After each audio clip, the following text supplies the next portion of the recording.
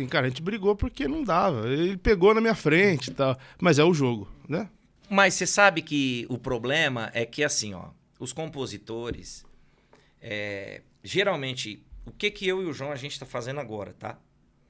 A gente com o tempo vai amadurecendo, vai aprendendo, vai mudando a cabeça. Hoje a gente leva os compositores para Ribeirão para compor pra gente. E aquilo, naquela semana ali que eles ficam ali em Ribeirão, tudo que eles produzem ali, que eles fazem ali, a prioridade é nossa de escolha. Então, assim, a gente tem um prazo para produzir, para gravar a guia, para arranjar, para sentir a música. Agora, aquilo que eles fizeram fora desse período, eles disparam para todo mundo. Então é aquele lance que você falou, fala, quem chegar na frente, meu amigo, leva. Mesmo foi feito Ribeirão, perdeu. E tem uma coisa que eu acho que vocês levaram vantagem, o Jorge Mateus também. O Jorge Mateus sempre tiveram o Wendel, que era um cara que trabalhou basicamente em escolher repertório. Sim, Trabalhou dele a vida inteira. sim. E um sócio de vocês, no caso o Teófilo, era dono de uma editora. Então Certo. tudo chegava pra ele. Né? Sim, Chegava pra ele e vou além. Quem cuidava da editora era a Eliane. E a Eliane, ela era muito fã do João Bosco e Vinícius. Além dela trabalhar na editora, ela era fã da dupla. Então, assim, tudo mesmo, que chegava lá, ela mandava pra gente. Então, assim, a gente fazia esse filtro, né? A gente ia ouvindo as músicas, ia escolhendo as músicas e arranjando. Algumas viraram, outras não. Algumas vão caindo no caminho. Teve alguma que você não apostou de jeito nenhum e virou? Você gravar? Vou gravar porque me encheram a paciência. Cara, Bloqueia Eu. É uma música mais atual Que andou que virou muito. E eu não queria gravar a música. Inclusive é do Palone, nosso irmão. Sim. Mas eu achava ela muito imediata, assim, uma música muito atual. Falei, João... Bloqueia. Falei, pô, isso aí não me convenceu. E, cara, foi a música que, junto com a Segunda Taça, né? Foi a música do projeto que andou, que virou. E não sai do show, E certeza. sai do show e virou um chiclete. Acontece, tem que ouvir os outros às vezes, né? Tem uma coisa que eu ia perguntar pro João e esqueci. E é um bom momento para falar disso. Alguns anos atrás, vou chutar uns 8 anos atrás, ficou na moda pela primeira vez o Bitcoin. Sim. O Bitcoin não tem 8 anos, tem mais tempo, mas começou a circular esse assunto. E vocês estavam vendendo o show e podia pagar em Bitcoin pros contratantes, não pro público. Sim.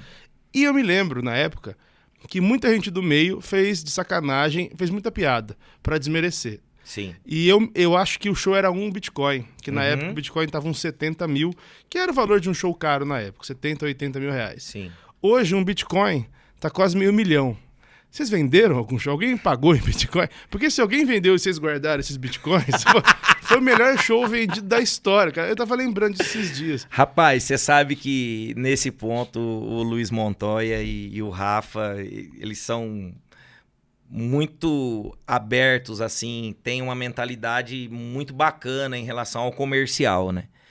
E na época, até isso não partiu de mim, não partiu do João, mas o Luiz falou, cara, a gente pode acertar aí a mão nesse negócio e tal. Vamos... E a gente arriscou, se eu não me engano, a gente fez um show.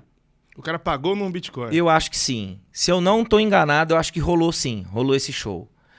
Mas aí depois, o próprio... É aquilo que você falou, cara. A prática do nosso mercado, você sabe como funciona. Sacanearam muito.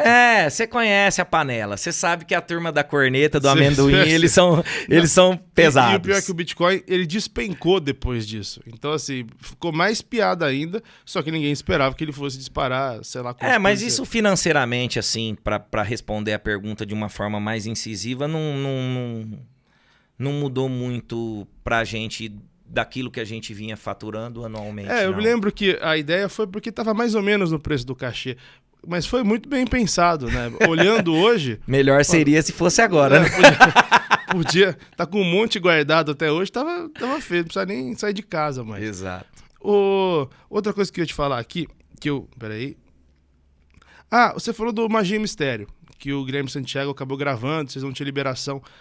Essa música é sucesso de quem? É de vocês? Essa música, cara, é do Billy Moser, uma dupla de Franca. Eles gravaram essa música, eu e o João, a gente ouviu essa música, a gente conheceu essa música com eles, né? Cantando. Só que a nossa versão não tem nada a ver com o que eles faziam. Eles cantavam muito agudo, naquela vibe do Christian Ralph. Era sucesso? A música não era sucesso. Eu não lembro dela. Pelo menos no Mato Grosso do Sul não era sucesso. Mas aí a gente colocou no nosso repertório. Se eu não me engano, também o Marco Aurélio e Paulo Sérgio pingava de vez em quando. Não muito, mas pingava também lá no Mato Grosso do Sul. Só que a gente fez aquele mantrazinho do solo de nylon ali do Euler, aquele plim-plim-plim lá que fez com que o João Bosco e Vinícius também virasse muito. Tinha esse solo característico, né? E a gente acelerou bastante o beat dela. Então, assim, ela ficou uma música muito pra cima. E aí ela começou realmente a se tornar a música nas nossas apresentações, a que mais chamava atenção, que o público mais cantava. Era diferente do repertório que a galera estava acostumada a fazer, né? Soou como uma música inédita. Mas é aquilo que eu falo, a gente também na época não entendia muito, a gente não pagou exclusividade pela música, né? E, cara, e tá tudo certo. Eu, em relação a essas coisas, Piunti, eu sou assim, eu tenho uma cabeça bem boa, sabe? Porque hoje a gente sabe como que as coisas funcionam, né? E música não é brincadeira. Então, assim, existe o registro, existe o cartório, que é as editoras. Existe todo um protocolo a ser seguido e que eu acho que a gente paga mesmo no começo para aprender. Ficou... Então, porque eu lembro, o Guilherme Santiago acho que gravou e pôde divulgar muito no Terra Nativa, não era isso? Eles trabalharam a música, né? Foi música de trabalho, porque a gente, naquele momento, a gente tinha pago só a liberação da música e não a exclusividade. Só que a gente teve uma sacada muito bacana na época, né? De colar na Magia e Mistério a Quero Provar Que Te Amo, que era uma composição daí já do Euler. Tava em casa já. Só faltava o Euler vender pros outros. E aí, quando o Guilherme Santiago já estava trabalhando a Magia e Mistério, nacionalmente, a Magia e Mistério já tinha andado com a gente e a gente já estava trabalhando a Quero Provar Que Te Amo. Inclusive, foi a primeira música que a gente colocou para tocar na Crowley. Foi a Quero Provar Que Te Amo. Então, ali foi o nosso pontapé inicial. Que aí tocou muito, né?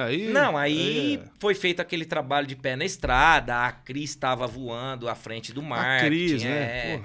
Cara, foi um trabalho maravilhoso e eu acredito que foi uma escola que eu e o João a gente passou, que eu acho que muitos artistas atuais deveriam conhecer.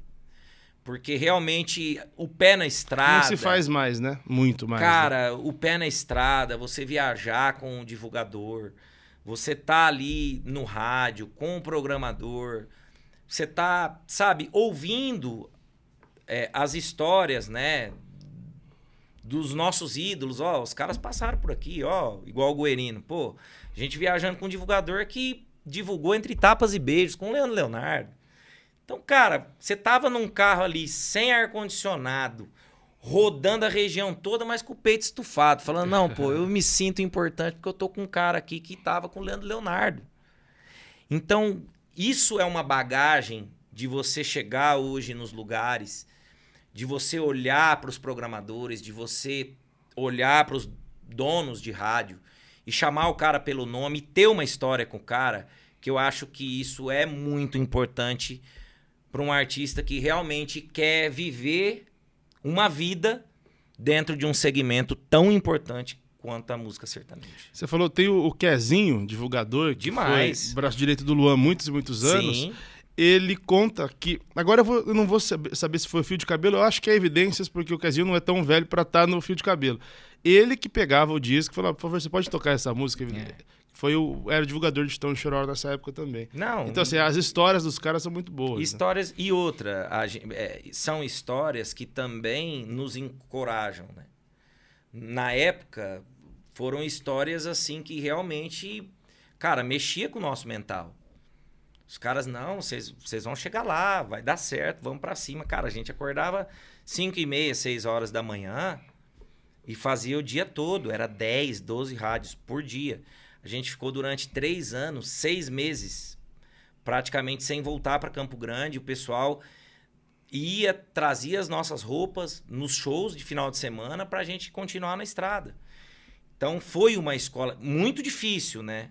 Imagina, você está começando a ganhar um dinheiro, você compra o teu primeiro carro, teu primeiro apartamentinho ali, você quer desfrutar de tudo aquilo ali, tá mais próximo dos amigos em Campo Grande tomando um tereré e podendo conversar e tal. Você ter que abrir mão de tudo aquilo para viver um sonho, para chegar numa praça onde ninguém te conhece, em grandes centros onde você é zero, bater lá de porta em porta, tá vendendo o seu release, a sua história, tá contando, cantando, ouvindo críticas. Então, realmente, tá trabalhando sair dessa zona de conforto, eu vejo que nos deu uma bagagem e a gente criou mesmo uma casca, né?